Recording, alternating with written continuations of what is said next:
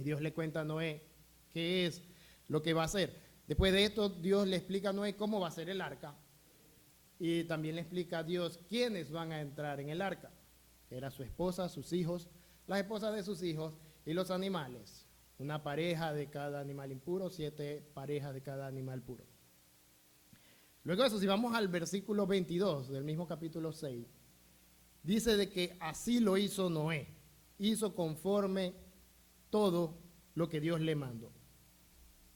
Luego en el capítulo siguiente, versículo 1, Génesis 7:1, Dios llama a Noé para que entre al arca. Le dice, entra tú y toda tu casa en el arca, porque a ti he visto justo delante de mí en esta generación. Cuando ya el diluvio se acercaba, 7 días antes, Dios llama a Noé y es quien le avisa que debe de entrar en el arca. Otra vez, capítulo 7, pero versículos 13 en adelante. Dice, en este mismo día entraron Noé, Sem, Cam, Jafet, los hijos de Noé, la mujer de Noé, las 3 mujeres de sus hijos con él en el arca. Y con ellos todos los animales silvestres según sus especies y todos los animales domesticados según sus especies y todo reptil que se arrastra sobre la tierra según su especie y toda ave según su especie y todo pájaro según su especie. Dice que vinieron los animales pues con él, con Noé al arca, de 2 en 2, toda carne en que había espíritu de vida. Y los que vinieron, macho y hembra de toda carne vinieron, como le había mandado Dios, y Jehová cerró la puerta. Y vemos en este pasaje 2 cosas, que los animales vinieron.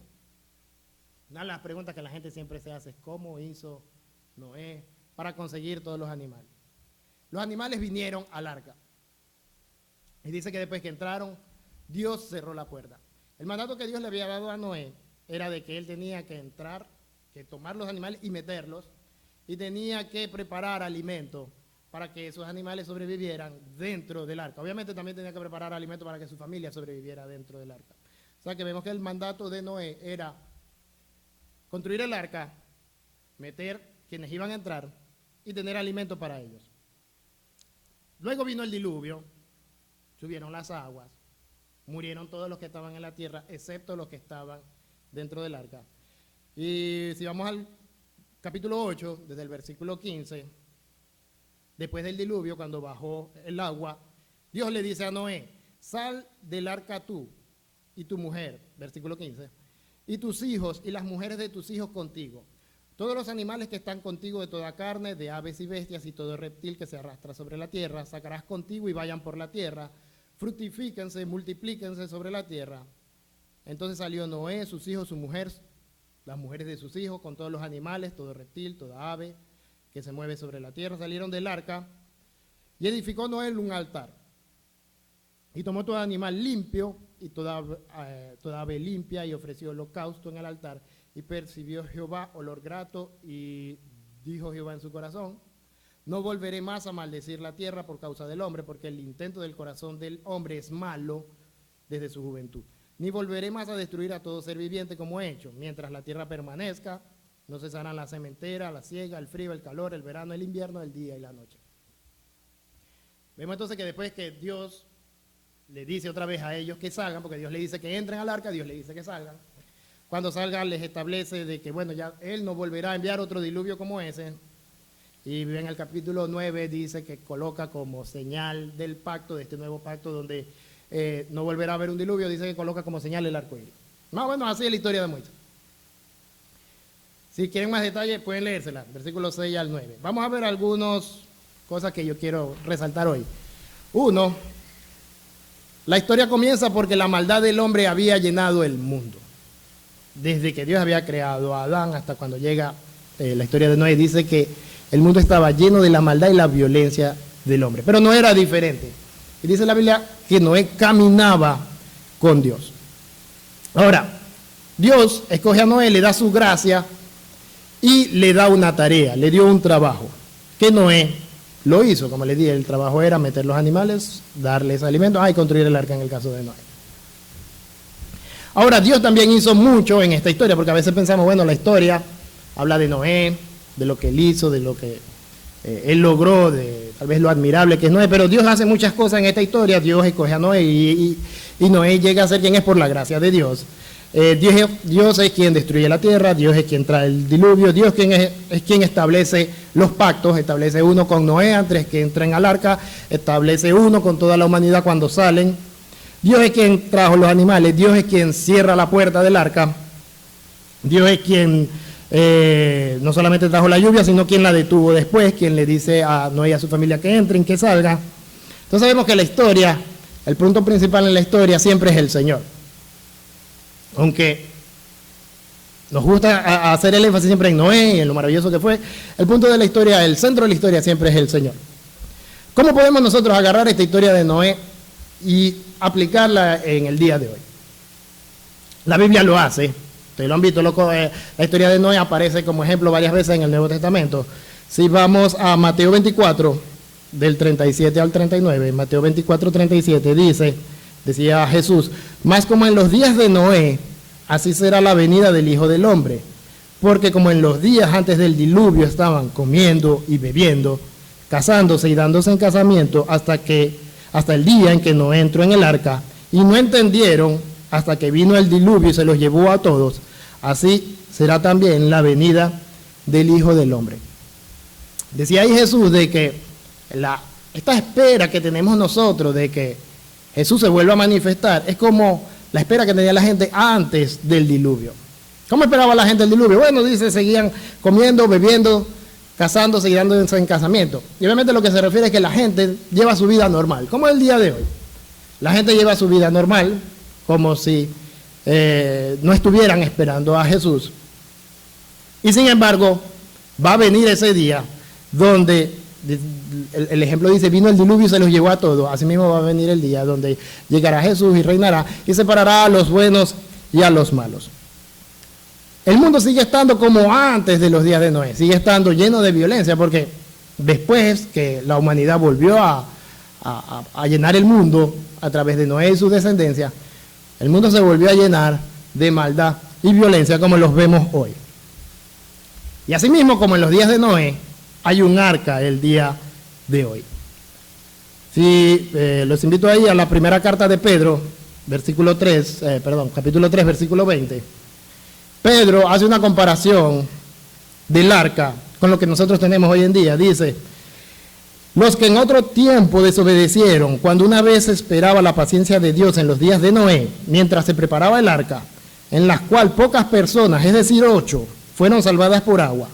Dice, el bautismo que corresponde a esto ahora nos salva, no quitando las inmundicias de la carne, sino como a las aspiraciones de una buena conciencia hacia Dios, por la resurrección de Jesucristo, quien habiendo subido al cielo está a la diestra de Dios, y a él están sujetos ángeles, autoridades y potestades. Primera de Pedro 3, 20 y 22. Pedro hace una comparación entre el arca y el bautismo, pero para que no se confundan, voy a volver a leer desde donde dice el bautismo que corresponde, pero no vamos a leer lo que está entre paréntesis. Dice, el bautismo que corresponde a esto nos salva por la resurrección de Jesucristo, quien habiendo subido al cielo está a la diestra de Dios. Nuestra arca hoy en día es Jesús. Es la salvación que Jesús nos da. Así como en aquel tiempo estas personas necesitaban el arca para salvarse del diluvio, asimismo nosotros necesitamos de Jesús para salvarnos de la condenación eterna. Para aplicarlo mejor hoy en día,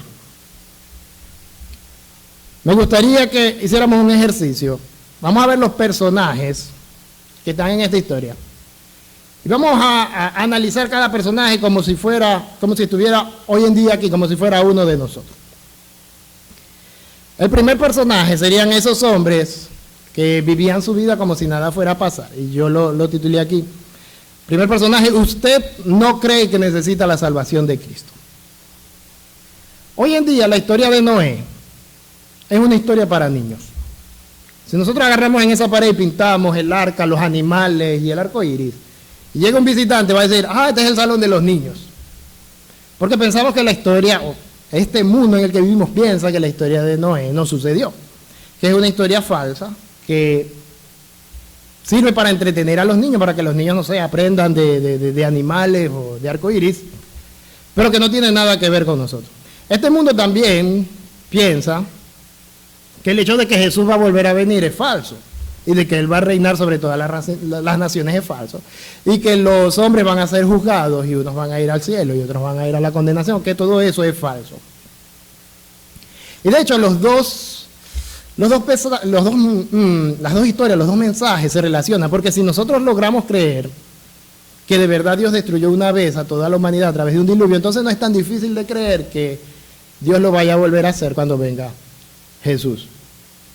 Entonces vemos de que el mundo simplemente se resiste a la autoridad de Dios, se resiste a creer que Dios de verdad va a venir y va a juzgar.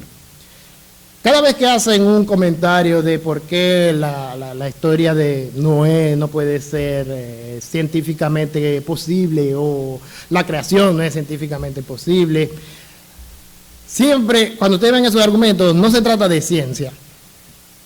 No es una cuestión de si es o no científicamente posible, es una cuestión de moral. El aceptar de que lo que dice la Biblia, más que todo en Génesis, podría haber sido posible, significa que Dios sí tiene autoridad. Y como el ser humano se resiste a la autoridad de Dios, la mejor manera de hacerlo es agarrar estas historias y decir, ¿saben qué? Eso es un cuento que alguien inventó porque quería poner un ejemplo de hacerle entender a la gente una historia de cómo él veía la vida. Pero la verdad, cuando se escribió Génesis, ya Dios estaba pensando en Jesucristo. Porque toda la Biblia, desde el principio hasta el final, apunta a Jesucristo. Y todas las historias que nosotros tenemos nos llevan a Jesucristo. La historia de Noé es una de ellas. Apunta a Jesucristo, a lo que nosotros necesitamos, al arca que necesitamos para sobrevivir, que es Jesucristo. Usted tiene que entender que todos los seres humanos necesitamos ser salvados por Jesucristo. El Salmo 14:3 dice que todos nos desviamos, nos corrompimos, que no hay ninguno bueno, ninguno que haya o que haga algo bueno. Este mundo piensa de que ellos son buenos, en su opinión ellos son buenos, y las conclusiones que la gente llega es, uno, yo no necesito a Dios. ¿Por qué? Porque me va bien sin Dios, como le iba bien a esta gente cuando se estaba construyendo el arca. Ellos decían, no está lloviendo porque yo necesito un arca. Tal vez nunca habían visto la lluvia. Dice, me están diciendo que tengo que subirme en esa arca, pero a mí me va bien aquí. Cuando tal vez escuchaban de que, los malos van a ser castigados, pensarían, yo no soy malo. Y si yo soy malo, entonces todo el mundo es malo también. Y si yo merezco ser destruido, entonces todo el mundo merece ser destruido también. Y literalmente eso fue lo que pasó. En todo este mundo malvado había una excepción que era Noé, que Noé caminaba con Dios. Y usted, si usted es de los que creen que no necesita la salvación, déjeme decirle que usted necesita caminar con Dios. Y eso es una buena noticia. Porque cuando escuchamos estas historias a veces pensamos, bueno, es una historia como que de condenación, una historia que da miedo. La historia no es que hay un diluvio, la historia es que hay un arca. Asimismo, nosotros, el punto de la historia no es que, o de la historia de Jesucristo, no es que va a haber una condenación para todos aquellos que rechazan a Jesús. Es que Jesús está ahí para salvar a quienes lo aceptan. Y a eso es que somos llamados hoy. Usted no tiene que construir un arca. Ya el arca está construida. Ya Jesús se convirtió en el arca para poder salvar a la gente. Antes que sea tarde. Porque va a llegar en un punto donde ya no podremos entrar en el arca. Así como Dios cerró la puerta del arca, no la cerró Noé.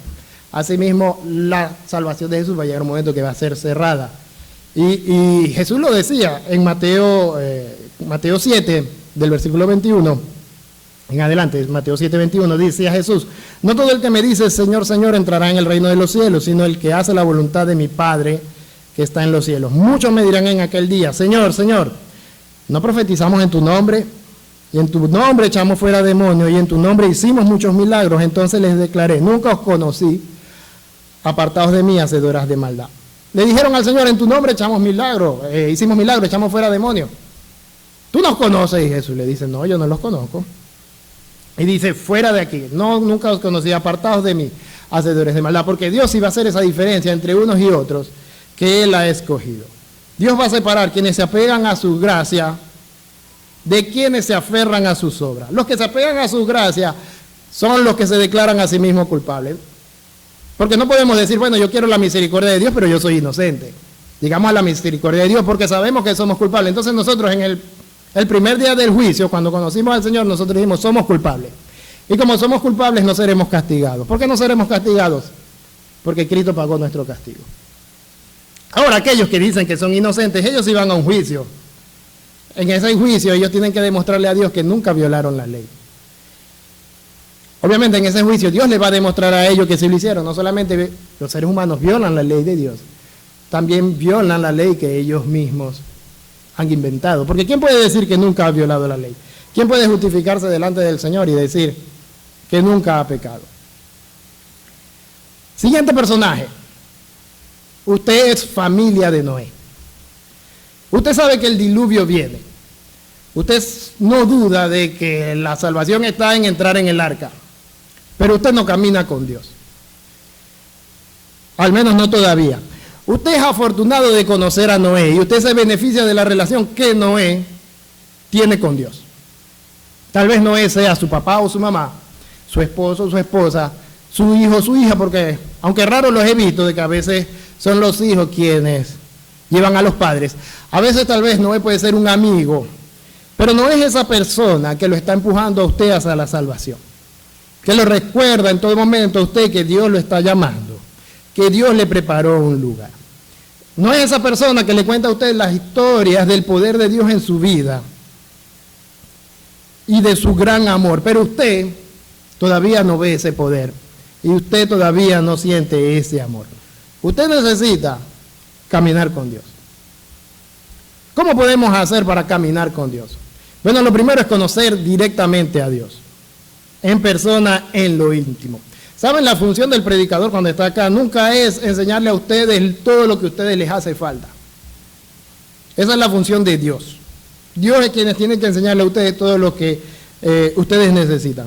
El predicador solamente está aquí para recordarles, para apuntarles hacia dónde ustedes tienen que ir, pero son ustedes los que tienen que apartar ese tiempo para estar con Dios. Lo están apartando ese tiempo donde pueden estar en íntimo con Él. Usted necesita descubrir la voluntad de Dios para usted. Dios tiene un plan con cada uno de nosotros. Y así como con Noé, Dios tiene una tarea específica para usted. Es que ella sabe cuál es.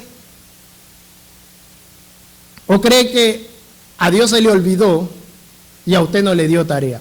Porque déjeme decirle de que a Dios no se le olvidó. Cada uno de nosotros debe de tener una tarea que Dios le ha dado, porque Dios como un cuerpo nos utiliza cada uno en una función diferente. Déjeme decirle de que si usted no tiene todavía una tarea específica es porque usted no lo ha descubierto. Pero Dios ya la tiene ahí para usted. Usted tiene que someter su vida completamente a Dios. Completamente, en la casa o en el trabajo, con la familia o con los amigos. Toda su vida tiene que reflejar la autoridad de Dios sobre su vida. Es eso lo que significa caminar con Dios. De que usted en cada momento, en cada lugar, Dios esté obrando a través de usted.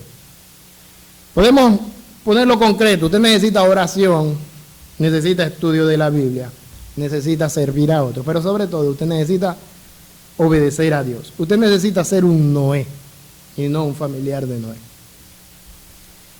Tercer personaje, usted es Noé. Si usted es Noé, Dios le dio una tarea. ¿Cuál es? Ya usted la sabe. Construir el arca, esa no es, porque a diferencia de Noé, ya usted el arca la tiene, es Cristo. Usted no tiene que construirla. Sin embargo, tiene que meter a la gente en esa arca. Gente que el Señor le enviará. Tiene que preparar alimento para esa gente. Y eso lo podría hacer el Señor. Pero el Señor se lo dio a usted. Usted no sabe cómo hacer la tarea que el Señor le dio. Miren, yo creo que eso es normal, pero así en el caso de Noé, es Dios quien da las instrucciones. Por eso es importante de que usted tenga una muy buena relación con el Señor, que usted camine con el Señor para que sepa cómo va a ser la tarea que usted ya sabe que el Señor le dio. Tal vez no entienda por qué Dios le dio esa tarea. Y saben que eso también es normal. ¿Por qué? Porque usted no es el que hizo el plan. El plan lo hizo Dios.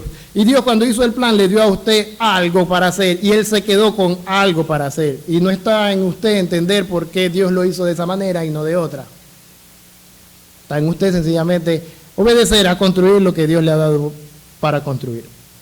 Noé pudo hacerse muchas preguntas. Pudo hacerse preguntas, ¿por qué tengo que construir un arca si Dios puede salvarnos con un milagro? Sin tanto trabajo, nos puede sostener en el aire, qué sé yo. Él podía preguntarse, ¿y cómo sé que el arca no se va a hundir? ¿O cómo voy a conseguir los animales? ¿Cómo voy a conseguir los alimentos? Él podía tener muchas preguntas. Pero Dios no le estaba llamando a esas cosas, Dios fue específico, lo que tú tienes que hacer es esto y lo vas a hacer así. Y eso fue lo que él hizo, él se concentró en lo que Dios le había estado mandando a hacer. Y no en cualquier otra cosa que a veces ponemos como excusa para no hacer lo que Dios nos está diciendo que hagamos. El plan es de Dios y Él lo va a ejecutar. Usted confíe en que Dios sabe lo que hace y que Él tiene el control. Usted le está trabajando a Dios, pero Dios es el que tiene el control de todo y Él sabe lo que está haciendo y Él sabe cómo va a llegar al propósito que Él decidió. Cumpla su tarea. Usted no puede hacer la tarea de Dios. Usted no puede obligar a la gente a subirse en el arca. Dios los va a traer. Le mostrará su gracia a ellos como lo hizo con usted. No se desanime cuando los años pasan, esa persona todavía no acepta la salvación de Cristo. Su trabajo no es convencer a esa persona, es el Espíritu Santo quien convence a esa persona. Sin embargo, usted tiene que estar ahí listo, con alimento, preparado, con la puerta abierta, con la invitación, para que la gente pase. A eso fue que Dios lo llamó. Sin embargo, es Dios quien lo trae. Dios puede salvarlos de otra manera, pero sin embargo, Él decidió que nos iba a usar a nosotros. Tampoco podemos escapar de esa realidad. A veces, como decimos, bueno, pero si Dios lo puede hacer, entonces Dios no me necesita a mí. Incluso recuerde de que si usted está aquí sentado o escuchando, es porque alguien hizo su trabajo, alguien hizo su tarea de tener la puerta abierta para usted, de tener alimento para que usted consiguiera lo que estaba buscando. Usted fue escogido por gracia, por misericordia. El centro de la historia, recuerde que es Dios, usted no es. El centro de la historia no es usted, es el Señor. Cuarto personaje, si usted es Dios. Si usted es Dios, usted controla todo. Usted decide qué tarea realizan los demás y qué va a hacer usted. Además, si usted es Dios, usted tiene la última palabra sobre quién se salva y quién no. Así que puede escoger la salvación para quienes usted ama y la condenación para quienes no le agradan. Si usted es Dios, usted entiende lo que está sucediendo y actúa para que las cosas terminen como usted quiere. Yo creo que ya en este punto ustedes se dieron cuenta de que esto es un absurdo, usted no es Dios. Aunque nos damos cuenta de esto, yo creo que muchas veces pasamos de nuestra posición y tomamos esa posición de Dios. Y por lo general suceden dos cosas. Una, llevamos una carga mayor a la que debemos llevar. Sufrimos porque nuestros amados no vienen a Cristo y pensamos que es nuestra culpa. Mire, usted es responsable de lo que usted hace. Si usted tal vez da mal testimonio o lo que sea, el Señor lo va a tratar a usted por lo que usted hace. Pero el Señor no lo va a juzgar a usted por lo que hacen los demás. Si los demás han recibido la invitación y la han rechazado, ya eso es responsabilidad de los demás. La segunda situación que ocurre es que nos llenamos de orgullo, obviamente cuando sale bien. Cuando todo sale bien pensamos de que hemos logrado grandes cosas, cuando en verdad siervos inútiles somos. Solo hicimos lo que el Señor nos había mandado. Entonces hoy la conclusión del mensaje es rápida. Seguimos en un mundo igual al mundo antes del diluvio, donde el mundo está lleno de violencia, un mundo que se acerca a su destrucción. Y los personajes siguen estando presentes. La gente que no quiere saber nada del Señor. La gente que el Señor ha llamado como Noé. Los que están alrededor de esos que conocen, pero parece que no terminan de entender. Y el Señor sigue estando allí, controlándolo todo. La pregunta es, ¿quién es usted? Vamos a orar. Señor, te doy gracias porque desde la fundación del mundo tú preparaste todo lo que iba a suceder para nuestro día. Señor, ciertamente no entiendo, y dudo que alguien lo haga. No entendemos por qué tú lo planeaste de esta manera. Pero sé que fue con amor y con misericordia, Señor, y que desde la creación tú conocías nuestros nombres, nos habías escogido y habías decidido que todo esto resultara para nuestro bien.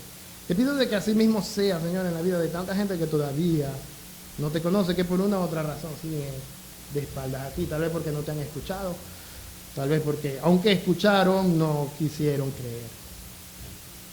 Pero sé, Señor, que tú tienes el control y que, aunque tal vez a mí no me guste como esto va a terminar, te da gloria a ti, Señor. No es a mí a quien me tiene que gustar.